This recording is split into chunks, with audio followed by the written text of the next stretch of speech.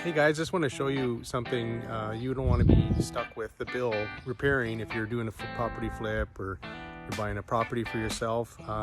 Your ROI on this is going to be basically nothing, and it's just a huge repair bill, anywhere from, I would estimate, from $50,000 to $75,000. So when you're walking around a property, you want to have a look at the elevation and just have a look at the retaining walls, see what's going on with those. Generally, retaining walls are super expensive to repair, so I'm just going to show you some of the cracks and stuff in the walls.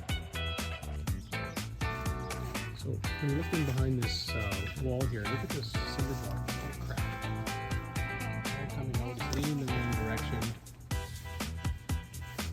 Come over this way, you can see it's quite sloped. All coming outwards, falling outwards.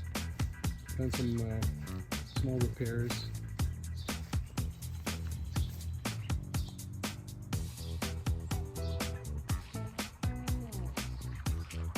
So really, it's such a huge bill.